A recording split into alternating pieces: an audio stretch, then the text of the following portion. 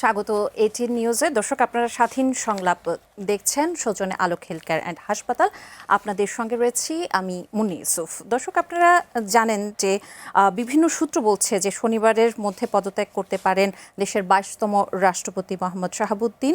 2 দিন আগেই দেশে ফিরছেন স্পিকার এবং সেটি রাষ্ট্রপতির পদত্যাগের যে আলোচনা, তাতে আরও আলোচনা জোরদার হয়েছে। যদি রাষ্ট্রপতি পদত্যাগ করেন তারপর কি হবে এবং কে হতে পারেন পরবর্তী রাষ্ট্রপতি, সেসব বিষয় নিয়েই আলোচনা করব। এবং এই যে রাষ্ট্রপতি সম্ভাব্য পদত্যাগ এবং ক্ষমতা এবং রাজনীতির নানা সমীকরণ নিয়েই কিন্তু আমরা আলোচনা করব। সেজন্য আজকে আমাদের যে বিষয় আমরা ঠিক করেছি, রাষ্ট্রপতির পদত্যাগ এবং রাজনীতির নানা সমীকরণ, সেগুলো নিয়ে আমরা আলোচনা করব। সম্মানিত দুজন অতিথি আমার সঙ্গে রয়েছেন, একটু পরিচয় করিয়ে দিয়েই রয়েছেন অ্যাডভোকেট আবু হেনা রাজ্জাকি, রাজনীতি বিশ্লেষক, আপনাকে আমন্ত্রণ জানাচ্ছি। আরও রয়েছেন মেজর অবসরপ্রাপ্ত ডেলেজ খান, আন্তর্জাতিক সম্পর্ক ও নিরাপত্তা বিশ্লেষক এবং মহাসমন্বয়ক ও মুখপাত্র জনতার দল, আপনাকেও আমন্ত্রণ জানাচ্ছি আমাদের অনুষ্ঠানে। আজকে টক অফ দ্য কান্ট্রি যদি আমরা বলি যে শনিবারের মধ্যে পদত্যাগ করতে পারেন রাষ্ট্রপতি, বিভিন্ন সূত্র থেকে বলা হচ্ছে। আমরা জানি যে 5 আগস্টের পর নানা রাজনৈতিক চাপ ও বিতর্কের মধ্যেও তিনি পদে ছিলেন এবং রাষ্ট্রপতির সম্ভাব্য পদত্যাগ ও পরিবর্তন নিয়ে যে আলোচনা চলছে এই মুহূর্তে, বর্তমান রাজনৈতিক প্রেক্ষাপটে এটা কতটা গুরুত্ব বহন করে? মেজর অবসরপ্রাপ্ত ডেলেজ খান, আপনার কাছেই শুরুতে এই প্রশ্নের উত্তরটা জানতে চাইব। ধন্যবাদ। মহামান্য রাষ্ট্রপতির যে পদ আছে তা বাংলাদেশের সাংবিধানিক যে ধারাবাহিকতা এবং বাংলাদেশের প্রশাসনিক যে ব্যাপ্তি, সেখানে সর্বোচ্চ পদ। এখন বাংলাদেশের যে শাসনতান্ত্রিক পদ্ধতি, সে পদ্ধতিতে রাষ্ট্রপতির ক্ষমতা অত্যন্ত সীমিত। সুতরাং সেই প্রেক্ষিতে পদটি যথাযথ গুরুত্ব পায় না। যদি রাষ্ট্রপতির পদের অন্যতম গুরুত্বপূর্ণ ভূমিকা যেটা আমাদের বাংলাদেশের ক্ষেত্রে দেখা যায়, সেটা হচ্ছে তিনি সশস্ত্র বাহিনীসমূহের সর্বাধিনায়ক। কিন্তু মূলত সব ক্ষেত্রেই তিনি প্রতীকী অর্থে উপস্থাপিত হয়ে থাকেন। তো বাংলাদেশে ইভেন গত ইন্টারিমের সময় একটা বড় ধরনের আলোচনা এবং চর্চা ছিল, যেটা হচ্ছে যে ব্যালেন্স, প্রধানমন্ত্রী এবং রাষ্ট্রপতির যে ক্ষমতার ভারসাম্য, সেটার ব্যাপারে বেশ আলোকপাত করা হয়েছিল এবং বিশেষ করে জুলাই সনদেও কিন্তু সেটা অন্তর্ভুক্ত করা হয়েছে। বাট যেটা মানে প্রাচীন একটা প্রবাদ আছে, যে যায় লঙ্কা সে হয় রাবণ। সুতরাং নতুন করে যখন প্রধানমন্ত্রী নির্বাচিত হয়েছে, যথারীতি প্রধানমন্ত্রী অবশ্যই তার যে ক্ষমতা আছে সেটা খর্ব স্বেচ্ছায় করতে চাইবেন না। এই পটভূমিতে বর্তমানে আমরা যদি আমাদের বর্তমান মহামান্য রাষ্ট্রপতির প্রসঙ্গে বলি, স্বভাবতই তিনি বিগত সরকারের আমলের রাষ্ট্রপতি এবং অত্যন্ত মানে ফর্মালি তার দায়িত্ব এমনিতেই কম, ইনফ্লুয়েন্স অনেক কম। বাট তার বিগত সরকারের সাথে এবং নিষিদ্ধ ঘোষিত যে রাজনৈতিক দলটা বাংলাদেশে আছে, আওয়ামী লীগ, তার প্রতি তার যে কন্ট্রিবিউশন এবং ওই দলের প্রতি তার যে আনুগত্য, তার পরিপ্রেক্ষিতে স্বভাবতই ইন্টারিমের সময় এবং ইন্টারিমের পর বিএনপি যে ব্রুট মেজরিটি নিয়ে এই মুহূর্তে সরকার গঠন করেছে, সেই সরকারের সময়ও রাষ্ট্রপতি আসলে ইনএফেক্টিভ হিসেবে বাংলাদেশে ছিলেন। ইতিপূর্বে ইন্টারিমের সময়কালের শেষ পর্যায়ে এসে আমাদের মহামান্য রাষ্ট্রপতি কিছুটা আপত্তি জানিয়েছিলেন যে তিনি আসলে খুব একটা কমফোর্টেবল না। বিভিন্ন জায়গায় তার ছবি নামিয়ে ফেলার কারণে তিনি একটু অপদস্থ বোধ করেছেন। তিনি সংবাদ মাধ্যমে এটা বলারও চেষ্টা করেছেন এবং এরই ধারাবাহিকতায় সম্ভবত তিনি এই মুহূর্তেই একটু অসুস্থ বোধ করছেন। সো তার অসুস্থ বোধ করার যথেষ্ট কারণ আছে এবং যেহেতু তার প্রধানমন্ত্রী যিনি ছিলেন, যাকে ধরেন ইন্ডিয়ার শুভেন্দু বৈধ প্রধানমন্ত্রী বলে এখনও, সো তিনি যেহেতু এখনও দিল্লিতে আছেন এবং দিল্লি থেকে বাংলাদেশে হাসি করে একটা ভাইব দিচ্ছেন, এই পরিস্থিতিতে তার আসলে উচ্চাটন অথবা শারীরিক অসুস্থতা অত্যন্ত যৌক্তিক। এখানেই আসলে প্রশ্নটা থাকে। কিছুদিন আগেই কিন্তু এই খবরটি এসেছে, তিনি একটি আন্তর্জাতিক মিডিয়াতেও বলেছেন যে ডিসেম্বরে তিনি দেশে ফিরতে পারেন, যে ক্ষমতাচ্যুত প্রধানমন্ত্রী, সাবেক প্রধানমন্ত্রী শেখ হাসিনার কথা বলছি আমরা। এটার সাথে কি এটার কোনো যোগসূত্র আছে, সেটাই কি বলছেন? যোগসূত্র নাই, অস্বস্তি আছে। আচ্ছা। কারণ আসলে অত্যন্ত সবিনয়ে আমি বলতে চাই, সেটা হচ্ছে রাষ্ট্রপতি বাংলাদেশের প্রেক্ষাপটে আসলে অতটা গুরুত্বপূর্ণ পদ না। ইভেন ইন্ডিয়াতেও ঘটনা তাই, রাষ্ট্রপতি আলংকারিক একটা পদ। সুতরাং ওখানে আসলে কে থাকে না থাকে এটা নিয়ে খুব একটা ইয়ে হয় না। এর আগে আমরা আরেকজন রাষ্ট্রপতি দেখেছিলাম, তিনি বিভিন্ন ধরনের চটুল মন্তব্য করে মানে কৌতুক চুটকি করে বেশ আমাদের মানে ইয়ে দিতেন, আমোদ দিতেন। বাট ওনার তো আসলে ওই রোলটাও আমরা দেখতে পাই নাই। সুতরাং রাষ্ট্রপতির ব্যাপারে বাংলাদেশের জনগণ যতটা উৎসুক, সেটা হচ্ছে এই কারণে যে বিএনপি যাদেরকে ফ্রন্টলাইনে আনতে পারেনি, তাদের ভেতর থেকে কাকে সিলেক্ট করবে, ওই যে মানে করোড়পতি টাইপের, ওইটুকু কৌতূহল শুধুমাত্র মানুষের আছে। ধন্যবাদ। জনাব অ্যাডভোকেট আবু হেনা রাজাকি, আপনার কাছে একই প্রশ্নই মোটামুটি রাখতে চাই। 5 আগস্টের পরবর্তীতে আমরা দেখেছিলাম যে বিভিন্ন রাজনৈতিক চাপ ছিল এবং বিতর্কের মধ্যেও কিন্তু তিনি পদে ছিলেন, এবং 12 তারিখের পরেও আমরা দেখলাম যে প্রথম সংসদের যে অধিবেশনটি ছিল সেখানেও তার ভাষণের পর কিন্তু ওয়াকআউট করে বিরোধী দল। সবকিছু মিলিয়ে এখন কেন আসলে তার এই পদত্যাগের গুঞ্জনটি আসছে, আপনার বিশ্লেষণে কি বলে? দেলোয়ার সাহেব তো সব বইলেই ফেলাইছে, আমার তো আর কিছু বলার নেই। তবে এইটুকু বুঝতে পারি আমি যে আপনি যদি একটা নদী সাঁতার দেওয়া শুরু করেন এবং 5 বছর আপনাকে সাঁতরাইতে হবে, সেটা হলে নির্বাচিত সরকার, তাকে নর্মাল ট্রেন্ড আমাদের 5 বছর তাকে এই নদী পাড়ি দিতে হবে, এপার থেকে ওপারে। তো সেই যাত্রা যখন শুরু করলো, তার বয়স 5 মাস হতে চলল, এবং রাষ্ট্রপতিকে যখন অপসারণ করা সবার দাবি ছিল, আমি মনে করি দেলোয়ার সাহেবও দাবি ছিল 5 আগস্টের পর, তখন কিন্তু আজকে যারা ক্ষমতাসীন তারা সম্মতি দেননি। এবং তাদের সম্মতিতেই যে শুধু হয়নি তা না, তার রাজনৈতিক শক্তি, তার সাথে ইনফ্লুয়েন্স হয়েছে আজকের আর্মিরাও তাকে রাখার পক্ষপাতী ছিল। কেন এখন যদি বলেন আপনার কাছে প্রমাণ কি, প্রমাণ নাই, বাট আমরা তো বুঝি, এই আবহাওয়ার ভিতরে থাকি, এই হাওয়ার মধ্যে থাকি। হ্যাঁ, শেখ হাসিনার মতো শক্তিশালী মহিলাকে চলে যেতে বাধ্য হলো, আর তার যে শতভাগ না 1000 ভাগ দুর্বল একটা ইনঅ্যাক্টিভ মানুষ থেকে গেল। তার মানে কি? তার মানে তাকে রাখা হয়েছে। যারা রাখছিলেন তারা কেন রাখছিলেন সেটা আমি জানি না। এমন হতে পারে যে তপ্ত লোহার উপরে দাঁড়িয়েছিল ওই মুহূর্তে রাজনৈতিক দল, ইনক্লুডিং ইন্টারিম গভর্নমেন্ট, অন্তর্বর্তীকালীন সরকার, হ্যাঁ, তারাও একটা তপ্ত পাটাতনের উপরে ছিল। সে কারণে হয়তো পারেনি, কারণ প্রশাসনকে লাগে কাজে। প্রশাসন যদি না ঝোঁকে, আর্মি একটা ফ্যাক্টর ঝোঁকে নাই, তাই সরাইতে পারে নাই।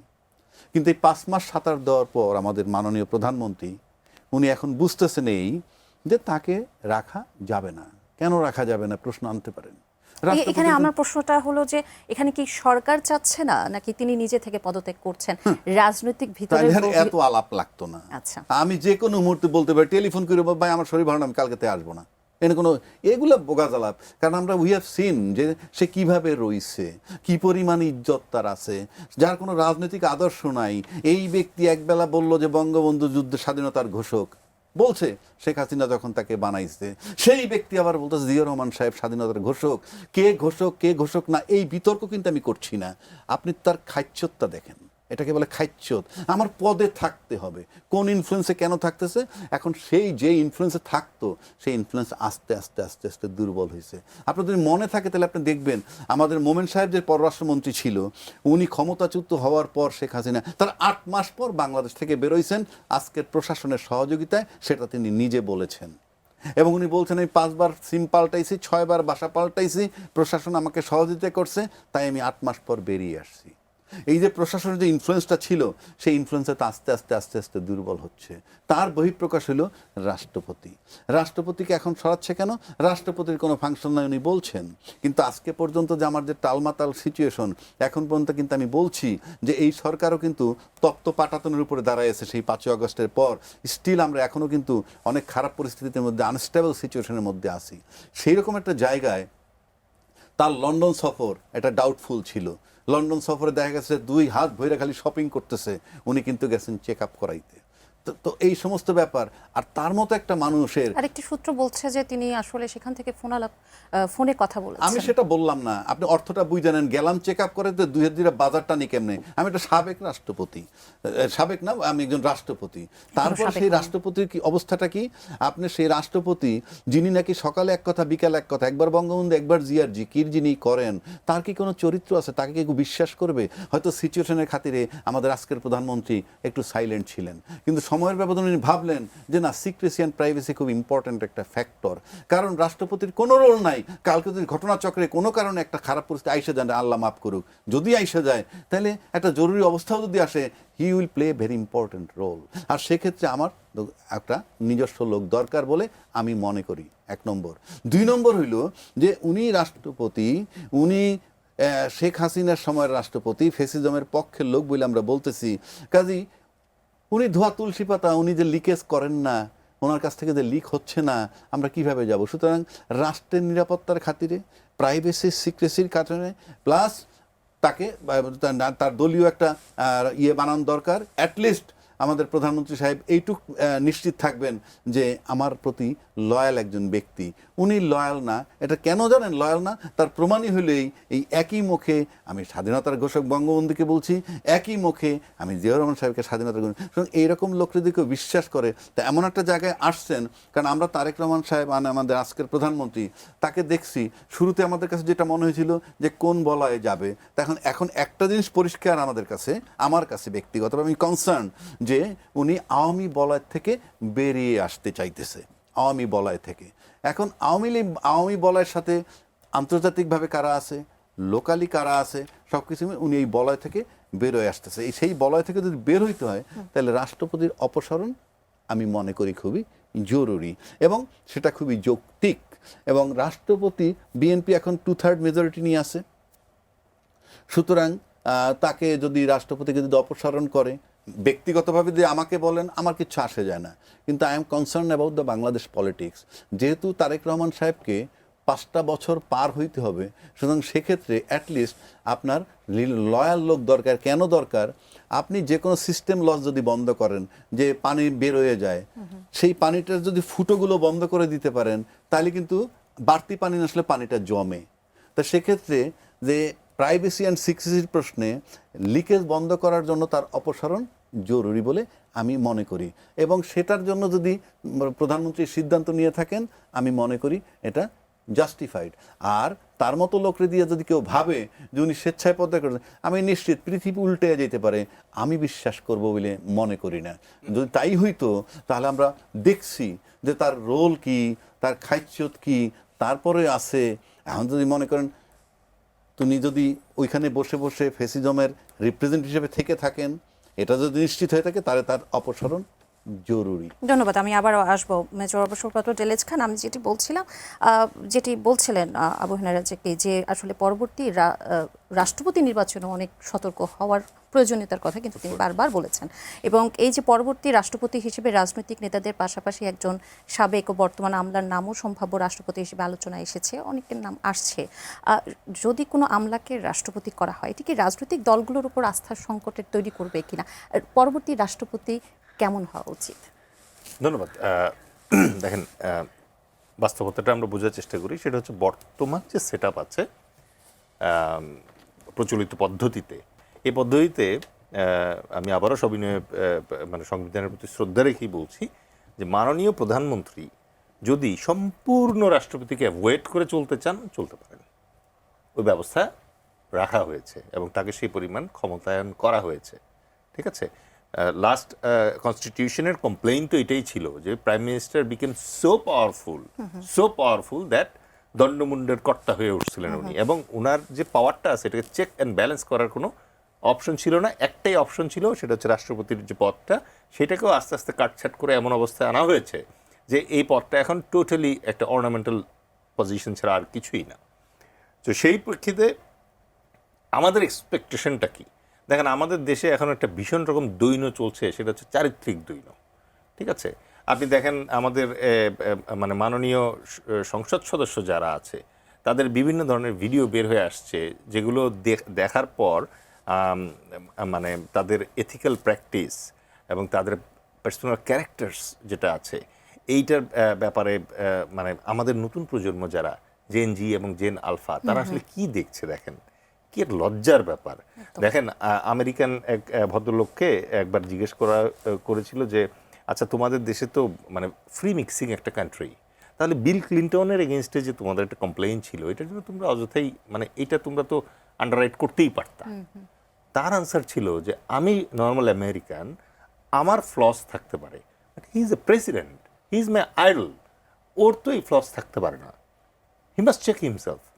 এখন একই রকমভাবে এই যে আমাদের ধরেন মানে আইন প্রণেতা যারা আছেন অনেকে বলেন যে মানে তাদের কাজ তারা করতে পারলে তার ক্যারেক্টার নিয়ে আমার এত ইয়ে করার কি দরকার, মানে ঘাটাঘাটি করার কি দরকার।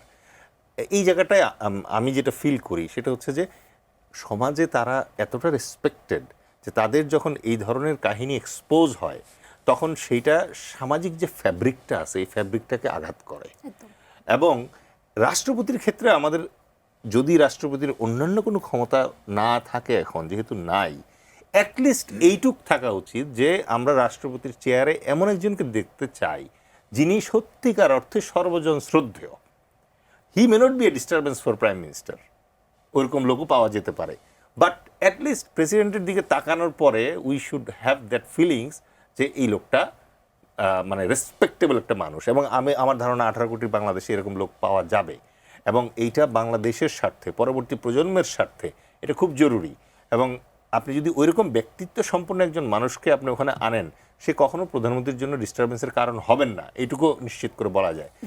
আর শেষ করবো শুধু একটা কথা বলে এই প্রসঙ্গটা, সেটা হচ্ছে দেখেন একজন মাহাথির পুরো মালয়েশিয়া চেঞ্জ করে দিয়েছিল, একজন লি কুয়ান ইয়েন পুরো সিঙ্গাপুরকে চেঞ্জ করে দিয়েছিল, আমাদের একজন তারেক রহমান সেই সুযোগের দ্বার প্রান্তে দাঁড়ানো। সুতরাং কথায় আছে যে আপনি যেই 5 জন মানুষের সাথে মেশেন আপনি ওই 5 জন মানুষের মতো হয়ে যান। একদম রহস্যময় কারণে উনি ধরেন উইথ ডিউ রেসপেক্ট মানে এমন লোককে তার রাজনৈতিক উপদেষ্টা বানাচ্ছে যেই লোক জিয়াউর রহমানের ব্যাটম্যান হওয়ার উপযুক্ত না, রাইট? তাহলে এই ধরনের লোককে উনার চারপাশে উনি কেন আনতেছেন এটার উত্তর উনি ভালো জানেন। বাট একজন ভালো রাষ্ট্রপতি, একজন সৎ এবং দৃষ্টান্তমূলক রাষ্ট্রপতি যদি আমাদের চোখের সামনে থাকে, আমরা মানুষ হিসেবে জনগণ হিসেবে will feel pride, will feel good. আমাদের জাতীয়তাবাদী যে চেতনা আছে এই চেতনাটাকে সমুন্নত রাখা হবে। জি, অ্যাডভোকেট আবু হানা রাজ্জাকি, এই বিষয়টিতে এই প্রশ্নটি অবশ্যই আপনার কাছে রাখবো যে পরবর্তী রাষ্ট্রপতি কেমন হওয়া উচিত, কাদের মধ্যে থেকে হওয়া উচিত। এই প্রশ্নটির উত্তর দেবার আগে আমি একটি প্রশ্ন আপনার কাছে রাখতে চাই যে নাহিদ ইসলাম বলেছেন রাষ্ট্রপতির পদত্যাগের পর তাকে গ্রেপ্তার করে বিচারের দাবি তিনি জানিয়েছেন। রাষ্ট্রপতির বিরুদ্ধে গুরুতর যদি অভিযোগ থাকে তাহলে পদত্যাগের পর তাকে আইনের আওতায় আনার সাংবিধানিক বা আইনগত কোনো ভিত্তি আছে কিনা, নাহিদ ইসলাম যেটি বলেছেন সেটি কি সম্ভব কিনা বা করা উচিত কিনা? রাষ্ট্রপতি পদে থাকাকালীন তো তার বিরুদ্ধে আপনি কোনো মামলা করতে পারবেন না, এটা সাংবিধানিকভাবেই তার প্রতি সম্মান।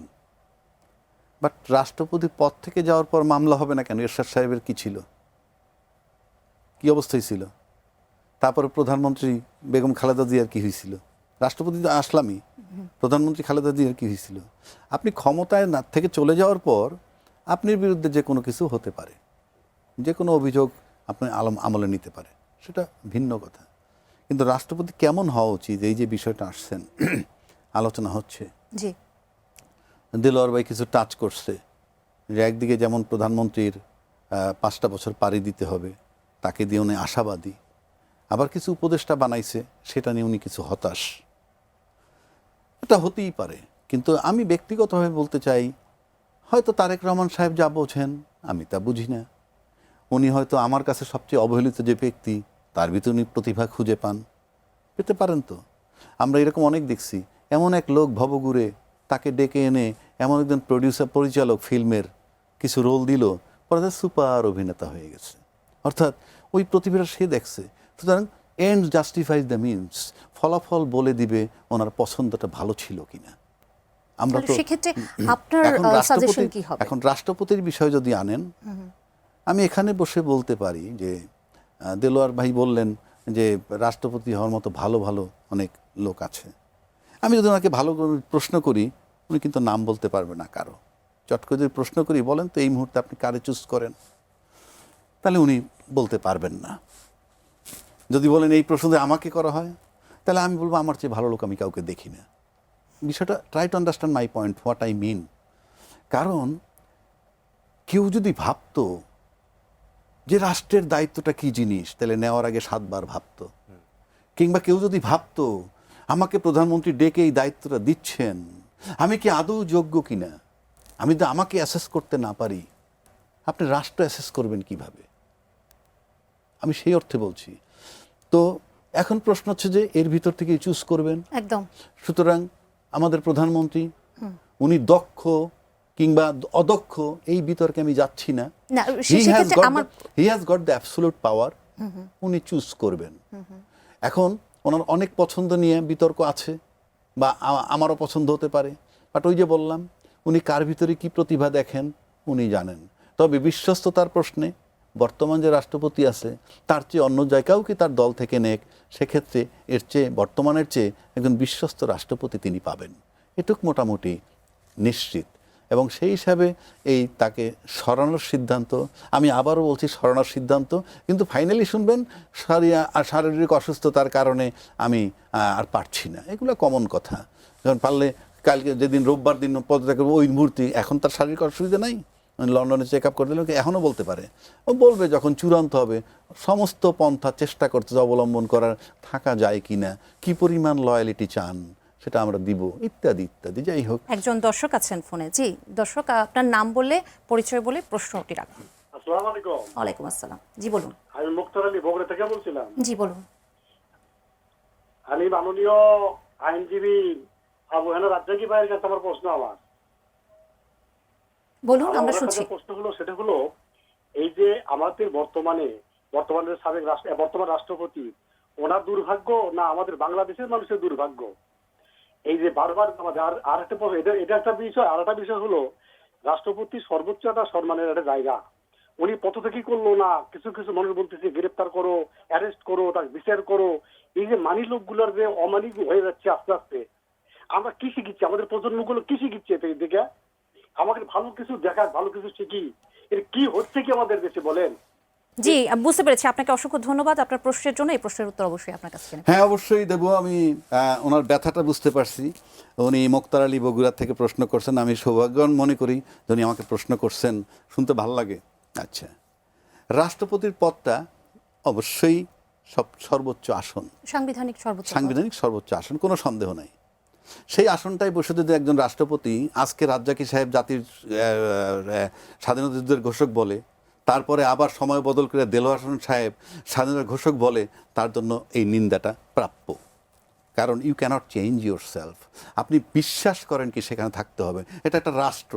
আপনি যা মন চায় তাই করবেন, তার মানে আপনার বিশ্বাসই নাই। আপনি কি বিশ্বাস করেন, আপনার কনসেপ্টটা কোথায়? একটা কিছু মানুষ তো বিশ্বাস করে, যেমন এই যে, আচ্ছা ওই প্রশ্নে পরে আসি। এরপর উনি আরেকটা প্রশ্ন করছেন যে আমাদের যারা শিক্ষিত জ্ঞানী গুণী তাদের মর্যাদা কি? দেখেন, আমরা চিৎকার করতেছি এডুকেশনের জন্য, আমরা চিৎকার করতেছি পরীক্ষা বন্ধ হবে না, গলা সমান পানি দিয়ে পরীক্ষা দিতে যাচ্ছে। সুস্থ মস্তিষ্কের কোনো লোক এই সিদ্ধান্ত নিতে পারে না যে গলা সমান পানি দিয়ে পরীক্ষা দিতে যাবে। কেন আসছি কথাটায়? শিক্ষার যখন এত গুরুত্ব, তাহলে আপনি বলেন তো, একজন ভদ্রলোক 2টা PhD করছে, একটা ইকোনমিক্স আর একটা আরেক সাবজেক্টে, তারপরে যদি মনে করেন সে নোবেল লরিয়েট হইছে, তাকে যখন আমি টিভির পর্দায় বলি বিশ্ব বাটপার, তাহলে এই এডুকেশনের কি মূল্য? জাস্ট আপনি চক্ষুটা বন্ধ করে ভাবেন। আপনার সাথে তার দ্বিমত থাকতে পারে, আপনার মত পছন্দ না হতে পারে, কিন্তু যে লোকটা PhD ডিগ্রি হোল্ডার, বিশ্ব তাকে নোবেল দিছে, এটা নাকি কিনতেও পাওয়া যায়, এমন কথা বলছে। আর এরকম বহু লোক আছে যাদের নোবেল 10টা কেনার টাকা আছে।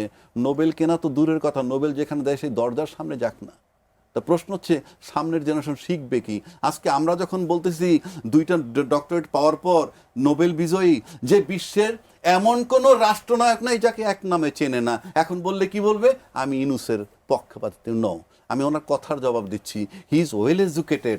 তাকে যখন বলা হয় বিশ্ব বাটপার, তখন মুক্তার আলী ভাইকে একবারও প্রশ্ন করছে টেলিফোন করে যে ভাই তাকে বিশ্ব বাটপার বলতেছেন কেন? তার ফল থাকতে পারে, আমি বলছি না উনি ধোয়া তুলসী পাতার, বহু বড় ক্রিমিনাল হতে পারে, কিন্তু এই যে আমরা বলি, সুতরাং আমি জেনারেশনকে কি দিচ্ছি?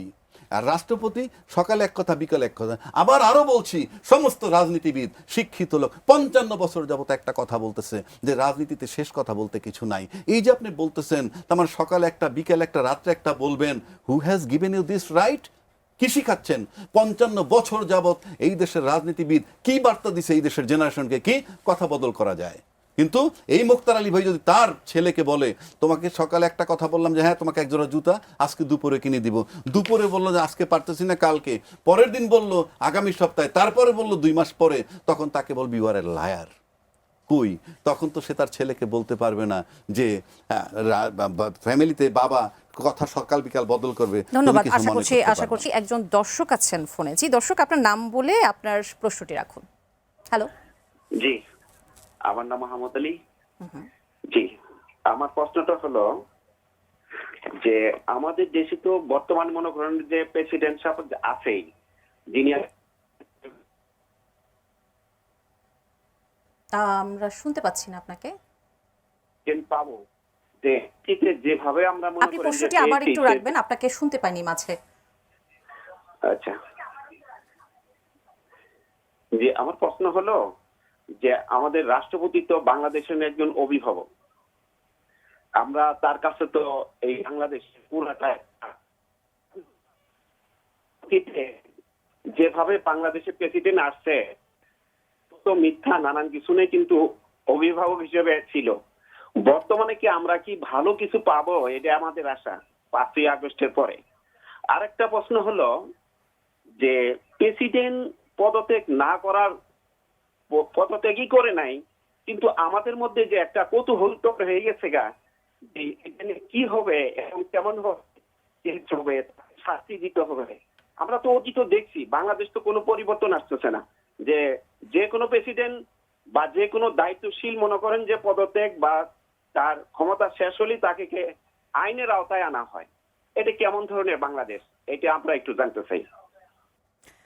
বুঝতে পেরেছি। ধন্যবাদ আপনাকে মেজর অবসরপ্রাপ্ত ডেলেজ খান। আপনার আগের যে আলোচনা সেখানে অনেক এই প্রশ্নের উত্তরটা অনেকখানি চলে এসেছে। তারপরেও যদি আপনি কিছু যুক্ত করতে চান, বিশেষ করে এটা কেমন বাংলাদেশ, যেমনটি উনি বলেছেন যে ক্ষমতায় থাকতে ক্ষমতা ছাড়ার পর আসলে আমরা সবসময় হয়তোবা এরকম একটি মনোভাবে চলে যাই যে আমরা তার বিচার চাই। জি, এরকম আমি যদি সঠিকভাবে ভাই আপনার প্রশ্ন বুঝে থাকি, তাহলে একটা হচ্ছে যে আমরা ভালো প্রেসিডেন্ট পাবো কিনা, আর একটা হচ্ছে যে আমাদের এই প্রেসিডেন্ট পর্যায়ের একজন মানুষ যখন চলে যান, যাওয়ার পর তাকে আইনগতভাবে বিভিন্ন ধরনের হেনস্থার শিকার হতে হচ্ছে, শাস্তির শিকার হতে হচ্ছে, সেই ব্যাপারটা আপনি জানতে চেয়েছেন।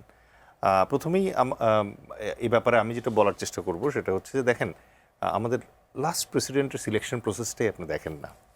ওয়াজ হি দ্য মানে মোস্ট কোয়ালিফাইড পার্সন?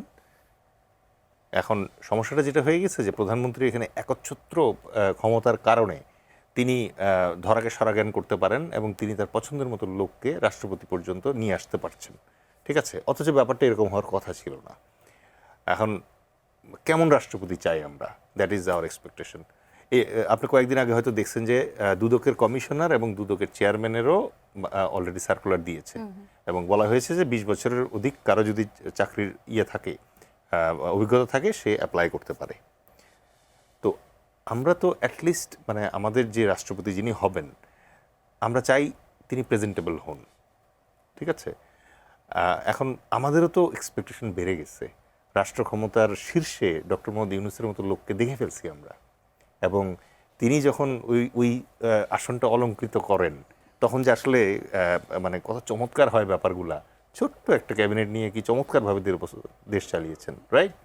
তো তার মানে হচ্ছে যে রাষ্ট্রপতির মানে আসনটিতে আমরা আসলে অন্তত একজন সৎ, শিক্ষিত, সাহসী এবং দেশপ্রেমিক মানুষ চাই।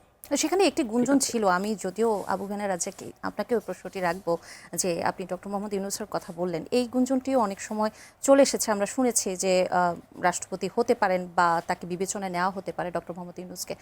এমন কি কোনো গুঞ্জনের সত্যতা আপনি দেখেন কিনা? I rather pass this question to Razzaqi ভাই। আমি শুনেন, আমি একটা কথা বলি।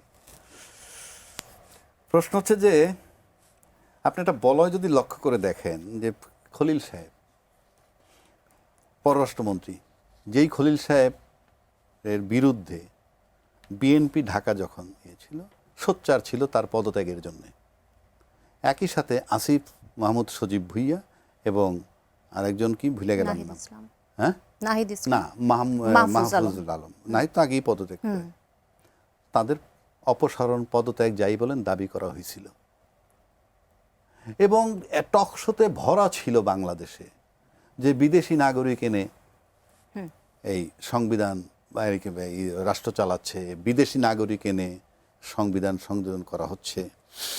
এই মুহূর্তে বহু এমপি মন্ত্রী আছে যাদের ডুয়েল সিটিজেন আছে, যারা ব্যাংকের ডিফল্টারও আছে। সেই আলোচনা আমি যাচ্ছি না, কিন্তু এই আলোচনাগুলো ছিল। তারপরে যখন নির্বাচন হইল, নির্বাচন হওয়ার পর আপনি এত বড় দল যারা যাবে, তার টেকনোক্রেট একটা পররাষ্ট্রমন্ত্রী বানাইন হলো খলিলকে। কেন? প্রশ্নটা কি? যেখানে এন্টায়ার ক্ষমতাসীন দলের সবাই তার বিরোধিতাগুলো, আজকে তাকে আমি পররাষ্ট্রমন্ত্রী বানাই দিচ্ছি। তারপরে আশিক চৌধুরী আর একজন আছে, সে ইউনূস সাহেবের রিক্রুট করা বিডার। হ্যাঁ বিডা। তাহলে আজকে যেটা মনে হচ্ছে যে তারেক রহমান সাহেব চুজ করছেন, এবং আমি মনে করি আজকে পর্যন্ত উনি একজন ভালো পররাষ্ট্রমন্ত্রী চুজ করছেন। কেন? কারণ আপনি জিওপলিটিক্স যদি চিন্তা করেন তাহলে আপনাকে ভারত, পাকিস্তান এবং চায়না 3 দেশের সাথে খেলতে হবে। আপনি খলিল সাহেবের সাইড অফ করে দেন, একটা সেকেন্ড ম্যান চুজ করে বের করেন, who has the ability to speak to this 3 countries. আপনি বের করেন, পারবেন না, পারবেন না। সো আমি মনে করি মাননীয় প্রধানমন্ত্রী যে যাই বলুক একটা সাংঘাতিক সুন্দর পছন্দ করেছেন। এখন আসেন ইউনূস সাহেবকে আমরা টপে দেখছি, এই যে দেলোয়ার সাহেবকে বলছি যে উনি নাম বলতে পারবে না, উনি কিন্তু অলরেডি ইউনূস সাহেবের নামই বলছেন। কারণ ওনার পরে উনি সেকেন্ড কাউকে চুজ করার মতো জায়গা পাবেন না যদি রাষ্ট্রপতি হিসেবে চিন্তা করেন। কিন্তু আমার ব্যক্তিগত ধারণার কথা যদি আপনি বলেন যে একটা পরিবর্তনের জন্যই ছিল এই আন্দোলন। এক ভাই প্রশ্ন করলেন তাকে, আমরা কি একটা ভালো দেশ পাবো? আরে ভালো দেশ পাওয়ার পূর্ব শর্ত হলো সিস্টেমটাকে ব্রেক করতে হবে। এই দেলোয়ার হোসেন সাহেব আর্মির মেজর, আপনি একজন আর্মির ব্রিগেডিয়ার জেনারেল সিএমএইচ চালায়, তাই না? সিএমএইচ এর ইনচার্জ একটা ঝকঝক ঝকঝক করে, আপনি যাই দেখেন সিএমএইচে। আমি চ্যালেঞ্জ করছি সেই ব্রিগেডিয়ার জেনারেল যে এখন এই সিএমএইচটা চালাচ্ছে, তাকে আপনি ঢাকা মেডিকেল কলেজের ডাইরেক্টর হিসেবে দায়িত্ব দেন। আমি 100% নিশ্চিত উনি ব্যর্থ হয়ে ক্যান্টনমেন্টে ফেরত যাবেন। কেন? সিস্টেম। এই সিস্টেমটার পরিবর্তনের জন্যই ছিল জুলাইয়ের আন্দোলন। কাজেই আপনি বাংলাদেশ ভালো পাবেন কিভাবে? আপনি তো সিস্টেমটাকেই চেঞ্জ করছেন না। যেহেতু আপনি সিস্টেম চেঞ্জ করছেন না, আমি নিশ্চিত করে বলে দিচ্ছি আপনি ভালো বাংলাদেশ পাবেন না। যেভাবে অতীতে চলতেছিল এখনো সেই দায় সারা গোছে চলবে। এটার একটাই কারণ, এখন ইউনূস সাহেবের, দেলোয়ার ভাইয়ের কথা একটাই জিনিস, ইউনূস সাহেব আমরা দেখছি উনি কি রাষ্ট্রপতি, আমি লিখে দিচ্ছি তাকে হাত পা ধরেও কেউ বাংলাদেশের রাষ্ট্রপতি বানাতে পারবে না। পারত যদি আজকে এই পরিবর্তন যেটা চাইছিল সেই পরিবর্তন হইতে। 1, 2, আমাদের আজকের প্রধানমন্ত্রী আমি মনে করি যে ইউনূস সাহেব যখন বিদেশ থেকে ঘুরে এসে এই রাষ্ট্রপতির সাথে দেখা করতো না, সৌজন্য সাক্ষাৎ করে না, আমাদের আজকের প্রধানমন্ত্রীও কিন্তু চায়না মালয়েশিয়া সফর করে এসে এই রাষ্ট্রপতির সাথে সাক্ষাৎ করেননি। সুতরাং আপনি একটা মিল পাওয়া যাচ্ছে কোথাও। সুতরাং ইউনূস সাহেব আজকে পর্যন্ত এই প্রধানমন্ত্রীর শুভাকাঙ্ক্ষী বলে আমার কাছে মনে হয়, এবং তার বদৌলতে খলিল সাহেব আজকে পররাষ্ট্রমন্ত্রী আছেন, বিডার আশিক আছেন, হয়তো আরও আছেন, আমি জানি না কোথায় যাবে। যেহেতু সংস্কার করা যাচ্ছে না, বাট একটা পরিবর্তন দরকার। এই পরিবর্তনের জন্য যে বলয়টা থেকে বের হয়ে আসা দরকার, আওয়ামী বলয় থেকে, সেই আওয়ামী বলয় থেকে বের হয়ে আসার চেষ্টা করছেন আমাদের আজকের প্রধানমন্ত্রী বলে আমার ধারণা বা বিশ্বাস। ধন্যবাদ। আমি অ্যাডভোকেট আবু হেনা রাজ্জাকি আপনার কাছে যেতে চাই। সাবেক রাষ্ট্রপতি জিয়াউর রহমানের হত্যাকাণ্ডের ৪৫ বছর পর মৃত্যুদণ্ডপ্রাপ্ত মোজাফফর হোসেনকে তাকে গ্রেফতার করানো হলো। আজকে তাকে আন্তর্জাতিক অপরাধ ট্রাইব্যুনালে নেওয়া হলো এবং মানবতা বিরোধী অপরাধের মামলায় তাকে গ্রেফতারও দেখানো হলো। ৪৫ বছর পর তাকে ধরা হলো, গ্রেপ্তার হলো, এটি নিয়ে যেমন আছে সবকিছু মিলিয়ে এই যে আইসিটিতেও তাকে নেওয়া হলো, এখন আসলে আইনি প্রক্রিয়াগুলো একটু আপনার কাছে জানতে চাবো, বা এই বিষয়ে আপনার বিশ্লেষণ কি? আইনি প্রক্রিয়া বলা তো ডিফিকাল্ট, কারণ মানে সামরিক আইনে তিনি মৃত্যুদণ্ডপ্রাপ্ত। আমি যদি আপনি সিম্পলি যদি বলেন এক কথায়, তাহলে উনি দণ্ডপ্রাপ্ত একজন ব্যক্তি, ওনাকে পাওয়া মাত্রই গ্রেপ্তার করবে, এবং জাজমেন্ট যেহেতু তার বিরুদ্ধে হওয়া আছে, এবং সেটা কোর্ট মার্শাল আর্মি আইনে, অন্য কোনো আইনে না। না। এবং আমার যতটুকু জানা এই আর্মি আইনের বিরুদ্ধে আপিলও চলে না কোনো সিভিল কোর্টে, কোনো আপিল চলবে না। এবং এতক্ষণও যে সে জীবিত, এটা আমার কাছে একটা কোশ্চেন মার্ক। কেন? 1 নম্বর। 2 নম্বর, উনি 81 সালে জিয়াউর রহমান সাহেবের হত্যাকাণ্ডের পরের দিন ফলোয়িং ডেতে উনি চলে গেছেন প্রতিবেশী দেশে, এবং কোনো সন্দেহ নাই যে তার মতো একটা ব্যক্তিকে ওইখানে আইডেন্টিফাই করাটাও ডিফিকাল্ট কোনো টাস্ক ছিল বলে আমার কাছে মনে হয় না। বাট আলটিমেটলি উনি ইন্ডিয়ান পাসপোর্ট পেয়েছেন এবং উনি আলটিমেটলি নাম পরিবর্তন করছেন কয়েকবার। এগুলো জানা সত্ত্বেও তিনি ওগুলো পেয়েছেন। আচ্ছা, সেই বিতর্কে গেলাম না, সেটা আমার অন্য দেশের কাহিনী।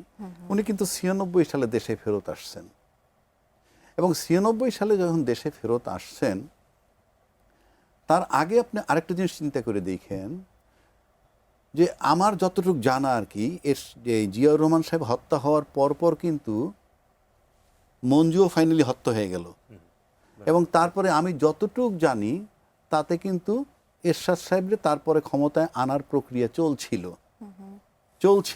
কিন্তু আমি যেটুকু আমার মানে আইডি অ্যানালাইসিস, জিয়াউর রহমান সাহেবের মৃত্যুর পর জানা যায় যে পরিমাণ লোক হইছে, সেই পপুলারিটি দেখা আমার মনে হয় এরশাদের পিছনে যে শক্তিটা ছিল তাকে টেক ওভার করার জন্য তারা নার্ভাস হয়ে গেছে যে এটা টেকানো যাবে না। তখন ফর দ্য টাইম বিং আপনার আব্দুস সাত্তার সাহেবকে ক্ষমতায় আনা হইল, এবং অত্যন্ত সুন্দর পরিকল্পিতভাবে আপনি দেখেন যুবমন্ত্রী কাশেমের বাড়িতে পাওয়া গেল একজন হত্যাকারীকে, ইমদু। এবং আমরা যতটুকু পত্রিকায় কী লিখছে আমরা তা জানি না, কিন্তু এটা তো প্ল্যান্ড হইতে হয়েছে, এটা পরে বোঝা গেছে। এবং তারপরে কিন্তু ওই ইস্যুতেই সামরিক শাসন আসছে এবং টেক ওভার করলো। এটার মানে হচ্ছে এই যে জিয়াউর রহমান সাহেবের হত্যা করার পর যিনি পালায়ে গেলেন সে যাতে তার পক্ষে এই কাজটা হয়েছে বলে আমার কাছে মনে হয়। আচ্ছা, তারপর আসেন উনি যখন আসলো দেশে ফেরত, দেশটা তো এতটুক দেশে তারা না ধরতে পারার কি আছে? 1, 2, ফাইনালি তার মেয়েকে ফলো করে ধরছে। এখন আপনি মৃত্যুদণ্ড কার্যকর না করে এখন আপনি কি করছেন? ষড়যন্ত্র খুঁজতেছেন। এখন এটা যতক্ষণ সে টিকে থাকবে ততক্ষণ কিন্তু আপনি জিয়া হত্যার ষড়যন্ত্র খুঁজে বের করতে থাকেন, তাহলে কারো না কারো গাত্রদাহ হতে পারে। এবং আমার মনে হয় দেলোয়ার এর মনে আছে কিনা, বেগম খালেদা যখন প্রথম ক্ষমতায় আসলেন তখন কিন্তু তাকে শেখ হাসিনা অনেক উস্কাইতো যে জিয়া হত্যার, স্বামী হত্যার বিচার চায় না, ইত্যাদি ইত্যাদি। কিন্তু এই জিয়াউর রহমানকে হত্যাকে কেন্দ্র করে কিন্তু আর্মির ভিতরে তখন ডিভিশন ছিল, এবং তখন সেটার ভিতরে যদি হাত দিত তাহলে আরও জটিল পরিস্থিতির সৃষ্টি হইতো। সে কারণে আমি মনে করি বেগম খালেদা জিয়া বুদ্ধিমানের কাজ করছে, বুদ্ধিমতির মতো কাজ করছে, যে দেশটাকে টিকায় রাখার জন্য, রাজনীতিকে টিকায় রাখার জন্য করেন নাই। আজকে যখন করলেন এটার মানে হচ্ছে কি, এতে মনে হইতেছে তার যে প্রভাবটা ছিল তারও একটা প্রভাব কিন্তু ছিল, তা নাহলে সার্ভাইভ করে কিভাবে? সেই ওই প্রভাবটা আস্তে আস্তে আস্তে আস্তে ক্ষীণ হয়ে আসছে বলে তাকে এখন তার পিছনে যে শক্তিগুলো ছিল তাদের জন্য তারা নিরাপদে থাকবে এই কারণে, যদি তাকে যত তাড়াতাড়ি এক্সিকিউট করা যায়। যতক্ষণ সে সার্ভাইভ করে ততক্ষণ তো ওই শক্তিটা নার্ভাস হবে যে তাদের সম্পর্কে যদি ওপেন হয়ে যায় বিশ্ববাজারে তাদের ধারণা খারাপ হতে পারে তাদের সম্পর্কে। সুতরাং মুজাফফর সাহেব সম্পর্কে এটাই আমি মনে করি, তার মৃত্যুদণ্ড কার্যকর করলে ওই অশুভ শক্তি তারা সেফ হয়ে যাবে। কারণ তা না হলে জিয়া সাহেবের সাথে ষড়যন্ত্রে কারা লিপ্ত ছিল, সেই লিপ্তে কাদের নাম আসে, সেটা আবার আন্তর্জাতিক মহলে একটা বিরূপ প্রতিক্রিয়া হতে পারে। আমি একটু আপনার কাছে আসতে চাই মেজর অবসরপ্রাপ্ত ডেলেজ খান, যেহেতু আমাদের সময় একটু কম, সেক্ষেত্রে আমি ভারতের যে আন্দোলনটা এখন হচ্ছে সেই আন্দোলনটা নিয়েও আমি একটু কথা বলতে চাই। আপনি জানেন যে দিল্লিতে শিক্ষার্থীদের উপর পুলিশের লাঠিচার্জ হয়েছে, কাঁদানে গ্যাস প্রয়োগের পরও আন্দোলন ছড়িয়ে পড়েছে, এবং বাংলাদেশের 2024 সালে সেই জুলাই আন্দোলনের অভিজ্ঞতা থেকে যদি বলা যায় যে তরুণদের ক্ষোভকে ষড়যন্ত্র হিসেবে দেখার এবং শক্তি প্রয়োগে তা দমনের চেষ্টা শেষ পর্যন্ত একটি সরকারকে আরও বড় রাজনৈতিক সংকটের মুখে ফেলতে পারে, ভারত কি কোনো সংকটের মুখে পড়তে যাচ্ছে? ধন্যবাদ। আসলে 24-এর যে আমাদের জুলাই রেভলিউশন ছিল তার সাথে এই মুহূর্তে ইন্ডিয়াতে যেটা হচ্ছে এটার কিন্তু চমৎকার সাদৃশ্য পাওয়া যাচ্ছে, কারণ বোথ আর জেএনজি, ওই জেনারেশনটা মানে ওই স্টাইলেই প্রতিবাদ করে। বাট ডিফারেন্সটা অফকোর্স আছে। একটা হচ্ছে যে ওদের দেশে ওরা চাচ্ছে হচ্ছে প্রশ্নপত্র ফাঁস যে হয়, কোশ্চেন লিক, এটার ব্যাপারে তারা প্রতিকার চাচ্ছে, প্লাস তারা শিক্ষামন্ত্রী পদত্যাগ চাচ্ছে। তো অ্যাবসলিউটলি আপনার সাথে আমি একমত যে ইন্ডিয়াও প্রকারান্তে মনে হচ্ছে জেএনজিকে রিড করতে ভুল করছে। যদিও মোদির হাতে অপশন ছিল, কারণ শেখ হাসিনা তো দিল্লিতেই আছে, চাইলে উনি কথা বলে কনসাল্ট করে দেখতে পারতেন ওই ভুলগুলো যাতে না করেন। বাট দেন মানে এই জেনারেশন এভাবে রিয়্যাক্ট করবে। এবং আপনি যদি লক্ষ্য করেন এই জায়গায়, তাহলে দেখবেন যে তাদের মুসলমান সুপারস্টার্স যারা আছে, যেমন সালমান খান, শাহরুখ খান, দেন শাবানা আজমি, নাসিরুদ্দিন। এরা অলরেডি সাপোর্ট দিয়েছে এই এটার প্রতি। বাট এগেইন হিন্দু যে সুপারস্টার্সরা আছেন তারা কিন্তু যাচ্ছেন না ওখানে। তো এখানে একটা টেনশন অলরেডি ভিজিবল। বাট ভারতের ক্ষেত্রে আপনি নেপাল অথবা বাংলাদেশের যে রেজাল্টটা হয়েছে ওইটা আপনি এক্সপেক্ট করতে পারেন না। এটা ঐতিহাসিকভাবে আপনাকে একটু পড়াশোনা জানা থাকলে আপনি বুঝবেন, প্রায় 1 কোটির উপরে ভাষা আছে ওদের, ঠিক আছে? সারা বছর ওদের ওখানে মিনিমাম 6টা থেকে 7টা বিচ্ছিন্নতাবাদী আন্দোলন চলে, ঠিক আছে? বিশাল একটা মানে আর্মি, এবং এই আর্মি আজ পর্যন্ত কখনো তাদের সরকারের সাথে বিট্রে করে নাই, তারা কখনো সামরিক শাসন কিন্তু আসে নাই ভারতে। So very stable from that point of view. Police আছে এবং অন্যান্য যেগুলো আছে এগুলো খুব চমৎকারভাবে ওখানে সেট আপ আছে। সো এই ক্ষেত্রে আমার কাছে যেটা মনে হয় যে এই ভারত এবং বাংলাদেশকে এক্ষেত্রে খুবই পয়েজড থাকা উচিত, আননেসেসারি ডিস্টার্ব করা উচিত না। কারণ মোদি গভর্নমেন্ট কিন্তু ওয়েট করতেছে যে এই তরুণদের যে এই আন্দোলন সংগ্রামটা আছে এটাকে পাকিস্তান ব্যাক্ট অথবা বাংলাদেশ ব্যাক্ট বলার একটা উসিলা খুঁজতেছে।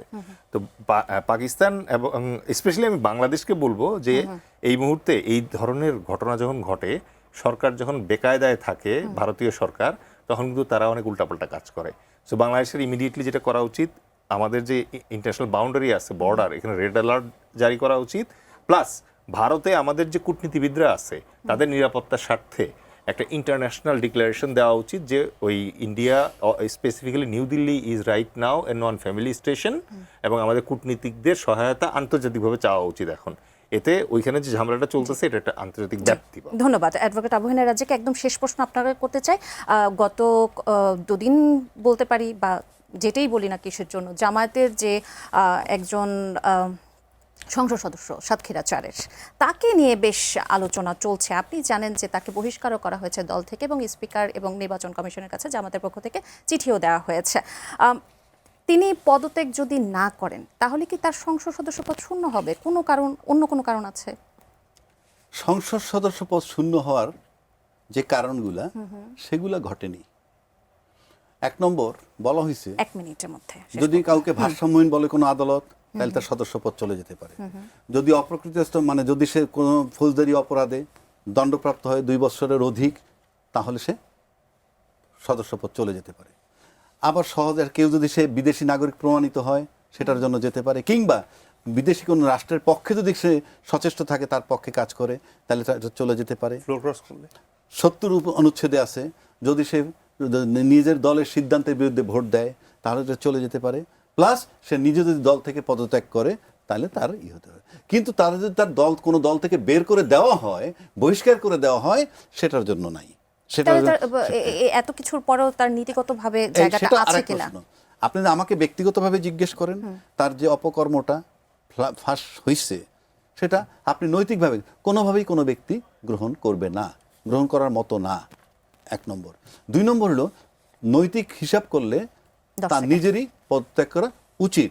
শেষ করে দিচ্ছি একটা কথা বলে, আপনি সবকিছু তার যেমন বিচার হইতে হবে বা এটার একটা শাস্তি হওয়া উচিত, একইভাবে আপনি জানেন, আপনি যদি বাংলা লিংকে টেলিফোন করেন কিংবা আপনি ক্রেডিট কার্ডের জন্য টেলিফোন করেন, তখন কথা বললে কি বলে, আপনার কথাগুলো কিন্তু রেকর্ড করা হচ্ছে, আপনি অনুমতি না দিলে করবে না। কিন্তু যদি বলেন যে আমারটা রেকর্ড করে দেবো, তার দরকার আপনার কথা বলবে না। একইভাবে আপনি বলেন যে একান্ত ব্যক্তিগত ব্যাপারটা যিনি ভিডিও ধারণ করলেন, পৃথিবীর কোথাও কিন্তু সেই আইনটা নাই। আপনি একান্ত ব্যক্তিগত জীবনটা, উনি রাস্তায় বাসায় বেডরুমে কিভাবে ঘুমায়, সেটাও যদি আপনি ভিডিও করে ছাড়েন, ওনার ক্ষতি হবে। এই ভিডিও করার রাইটটা যেহেতু নাই, সেটারও একটা বিচার হওয়া উচিত। আপনি আমার স্বাধীনতা খর্ব করতে পারবেন না। ধন্যবাদ, পার্সোনাল লাইফে কৃতজ্ঞতা আপনাদের দুজনকেই আমাদের অনুষ্ঠানে আসবার জন্য। দর্শক, আজকের মতো এখানেই শেষ করছি। আগামী সপ্তাহে আবারও হাজির হব। সে পর্যন্ত সুস্থ থাকুন, ভালো থাকুন, সবসময় এটি নিউজ দেখতে থাকুন। ধন্যবাদ সবাইকে।